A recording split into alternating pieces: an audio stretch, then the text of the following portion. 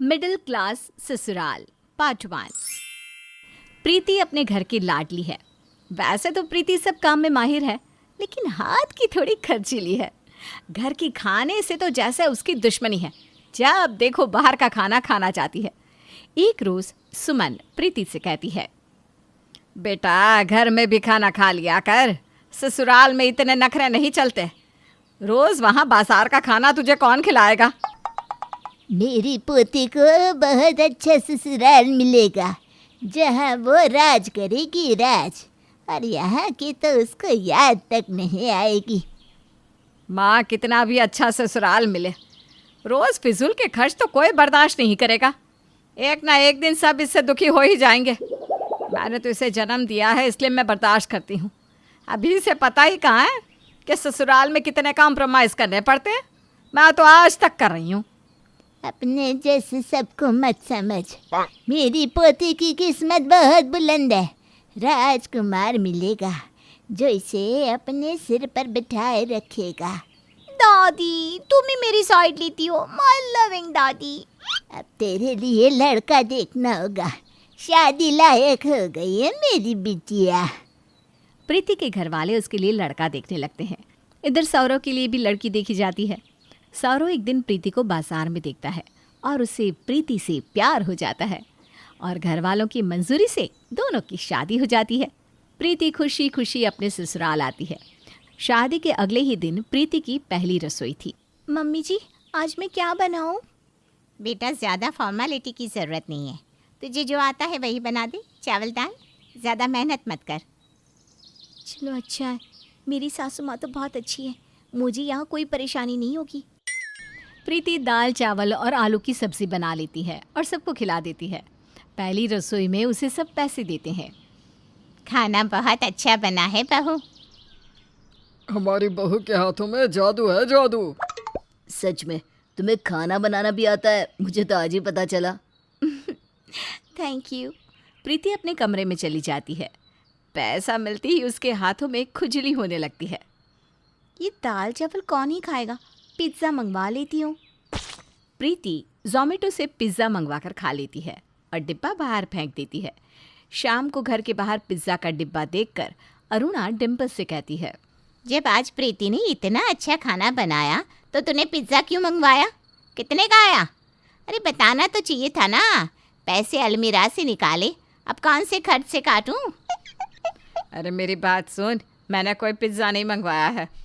इतने में प्रीति अपने कमरे से बाहर आकर कहती है, मम्मी जी, ये तो मैंने मंगवाया था। बहू, ऐसे फिजूल खर्ची हमारे घर में नहीं होती है। तूने खाना क्यों नहीं खाया?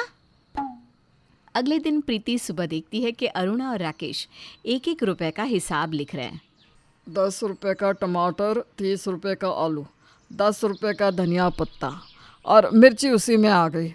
ये सब तो लिख दिया, लेकिन फिर भी हिसाब नहीं मिल रहा। कल मैंने 200 दिए थे ना आपको। अरे कल बाथरूम का नल चू रहा था ना, तो मिस्त्री के 100 रुपये, हजारी के और नल के 50 रुपये, और कल सौरव ने 700 के चप्पल खरीदे थे। कल से अभी तक का हिसाब हो गया। ये सब प्रीति खड़े खड़े सुन रही थी और इतना देखने के बाद वो सोचने लगती है, सुबह पहले हिसाब किताब कौन ही करता है? इतने में सौरव रसोई में आता है और प्रीति को हक करते हुए कहता है, मुझे ऑफिस से शिमला की 2 टिकट मिली है, हम दोनों हनीमून वहीं मनाएंगे। ये सब छोड़ो, रात की ट्रेन है और पैकिंग भी करनी है। डिम्पल ये सब सुन लेती है। वाह भाभी, शिमला कुल्लू मनाली भी जाकर आना। चलिए मैं आपकी पैकिंग करवा देती हूँ। डिम्पल अपने कुछ नए कपड़े प्रीति को ला कर देती है। भाभी ये रख लो, वहाँ पर पहनना, सारे नए हैं। प्रीति अपने जाने की पैकिंग में लग जाती है और यहाँ अरुणा उनकी ट्रेन का खाना बनाने लगती है। रात को जैसे ही प्रीति और सौरव ट्रेन के लिए घर से निकलने लगते हैं, अरुणा एक बैग में खाना भरकर प्रीति को पकड़ाती है। प्रीति, इसमें पूड़ी और सब्जी है और अचार भी डाल दिया है। 2 दिन का सफ़र है। खीरा, ककड़ी और भुजिया भी रख दिया है। मम्मी जी, इतना क्यों खाना बनाया? ट्रेन में तो मिलता ही है। ट्रेन में पता नहीं खाना कितना महंगा देते हैं, ऊपर से जैसा तैसा बनाते हैं। प्रीति का मुंह बन जाता है और अरुणा सौरव के हाथ में कुछ पैसे देती है। बेटा, ये कुछ पैसे मैंने घर खर्च में से बचाए थे, वहाँ काम आएंगे, रख ले। प्रीति और सौरव ट्रेन के लिए निकल जाते हैं। प्रीति ट्रेन में सौरव से कहती है, ट्रेन में भला कोई घर का खाना खाता है क्या? मैं तो ऐसे ही बाहर का खाना खाती हूँ। बाहर का खाना? मम्मी तो बाहर का खाना खाने तो क्या देखने भी ना दे। मम्मी के सामने बाहर के खाने का नाम भी मत लेना। फिजूल खर्च तो मम्मी को ज़रा भी पसंद नहीं है। रास्ते में प्रीति को अरुणा का दिया हुआ खाना ही खाना पड़ता है। हाथ हो गई, हनीमून पे जा रही हूँ, लग ही नहीं रहा। ऐसा कोई ससुराल होता है क्या? रास्ते भर प्रीति का मुंह लटका हुआ रहता है और ट्रेन से उतरते वक्त एक कोल्ड ड्रिंक वाला उनके सामने आता है। उसे देखकर बेचारी प्रीति से रहा नहीं जाता और वो कहती है, अब क्या हम लोग एक कोल्ड ड्रिंक भी नहीं खरीद सकते? 40 रुपए की कोल्ड ड्रिंक में तुम कोई गरीब नहीं हो जाओगी? अरे कैसा बोल रही हो तुम? भैया एक कोल्ड ड्रिंक देना। प्रीति कोल्ड ड्रिंक पीती है और दोनों होटल में जाते हैं। चलो जल्दी से तैयार हो जाओ, घूमने निकलते हैं।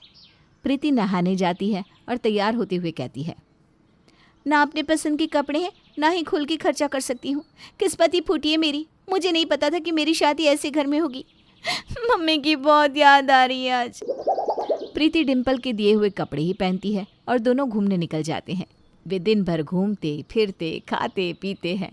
फिर सौरव कहता है, यहाँ की शॉल बहुत फेमस है, मम्मी के लिए ले लेता हूँ। तुम भी कुछ लेना है तो ले लो। सौरव घर में सबके लिए कुछ न कुछ लेता है और प्रीति भी अपनी थोड़ी बहुत शॉपिंग करती है। 2 दिन दोनों घूमते हैं और फिर वापस घर के लिए ट्रेन में बैठ जाते हैं। ट्रेन में बैठते ही सौरव कॉपी पेन निकाल कर बैठ जाता है। कॉपी पेन देखकर प्रीति को बहुत तेज़ गुस्सा आने लगता है और वो मुंह घुमाकर लेट जाती है। जब देखो कॉपी पेन निकाल कर माँ बेटा बैठ जाते हैं। 2-2 रुपये का हिसाब भी लिखना है इन लोगों को। इनको देख कर ना घूमने फिरने का मज़ा ही ख़त्म हो जाता है। इधर सौरव हिसाब लिखता है। सबसे पहले 40 रुपये की कोल्ड ड्रिंक, फिर 500 का खाना, होटल के 4000 2 दिन के। ये तो 4500 ही हुए। मम्मी ने तो 8000 दिए थे, बाकी के पैसे कहाँ खर्च हो गए? प्रीति हमने कहाँ क्या लिया था? बाकी के पैसों का हिसाब ही नहीं मिल रहा। प्रीति को हिलाते हुए सौरभ कहता है, तुम्हें याद है क्या? अरे कौन से 10 जगहों पर शॉपिंग की है मैंने जो याद नहीं रहेगा? घर में सबके लिए कपड़े नहीं लिए क्या? अरे हाँ 3000 वहाँ लग गया ना, और बाकी का पैसा आते वक्त खाने में लग गया। मुझे लगा कहाँ पैसे खर्च हो गया, मम्मी को क्या जवाब दूंगा। रास्ते पर गुस्से से प्रीति कुछ नहीं खाती। अगले दिन दोनों घर पहुंच जाते हैं। दोनों को देखकर अरुणा और डिम्पल के चेहरे खिल उठते हैं और डिम्पल कहती है, भाभी आपने तो बहुत मज़े किए होंगे, हमारे लिए क्या लाए भैया? सौरव उसी वक्त बैग खोलकर सबके लिए लाए हुए तोहफे उन्हें देता है। बेटा इन सब की क्या ज़रूरत थी? इसमें अच्छा खासा खर्च हो गया होगा। डिम्पल बच्ची है, बस उसके लिए ले आता। अरे कोई नहीं मम्मी, कौन सा बार बार जाने का मौका मिलता है। पता नहीं अब कब जाना होगा। वैसे ज़्यादा पैसे नहीं लगे हैं। सौरव कॉपी पेन निकाल लेता है। मम्मी ये तुम्हारा हिसाब, 3000 ही लगे हैं कपड़े में। तभी गुस्से में चीखती प्रीति कहती है, अब बस भी करो।